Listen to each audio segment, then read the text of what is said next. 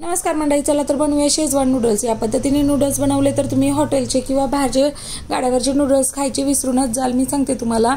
तर आता आपण काय करूया, भाज्या कट करून घेतलेल्या आहेत। माझ्याकडे तिन्ही प्रकारच्या ढोबळ्या मिरच्या होत्या, त्या मी छोट्या छोट्या कट करून तुकडे करून घेतलेल्या आहेत। त्याच्यामध्ये नंतर बीट घेतले, कांदा घेतलाय, वाटाणा घेतलाय, नंतर टोमॅटो, तुमच्याकडे ज्या भाज्या असतील त्या तुम्ही घेऊ शकता, गाजर, फ्लॉवर वगैरे। आता पाणी उकळी आली, पातेल्यामध्ये पाणी ठेवून उकळी आली पाण्याला की त्याच्यामध्ये थोडंसं तेल आणि थोडासा लिंबाचा रस घालायचा।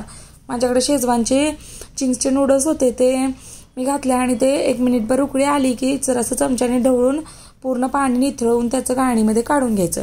आता आपण भाज्या पूर्ण भाजून घेऊयात। कढई ठेवायची गॅसवरती, कढई तापली की त्यामध्ये तेल घालायचं। तेल चांगलं कडकडीत तापलं की त्यामध्ये या तिन्ही प्रकारच्या भाज्या कट करून घेतल्या होत्या, ज्या आपले ढोबळ्या मिरच्या, त्या घालायच्या, छान भाजून घ्यायच्या 1-अर्धा मिनिट। त्याच्यानंतर उरलेल्या ज्या भाज्या आहेत म्हणजे कांदा, बीट, वाटाणा, टोमॅटो या सर्व घालून छान अशा परतून घ्यायच्या।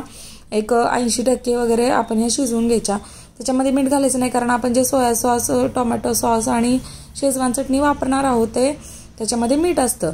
तर आता जे नूडल्स आपण स्ट्रेन करून घेतले होते ते नूडल्स घालायचे, वरून टोमॅटो सॉस घातला, सोया सॉस घातला आणि चिंगची शेजवान चटणी घातली आणि छान हलवून घ्यायचं। वेगळं काहीच नाही, एकदम साधं सोपं आहे। आणि झाले आपले नूडल्स करून। आता आपण पोळी करून घेऊया वरून गार्निशिंग म्हणून, आणि चवीलाही छान लागते नूडल्स बरोबर अंड्याची पोळी।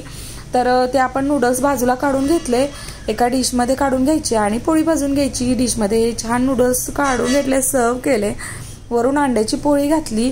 एकदम भन्नाट लागतात खायला, खूपच छान लागतात। नक्की करून पहा आणि रेसिपी आवडल्यास व्हिडिओला लाईक करा आणि चॅनलला सबस्क्राईब करा। Thank you for watching.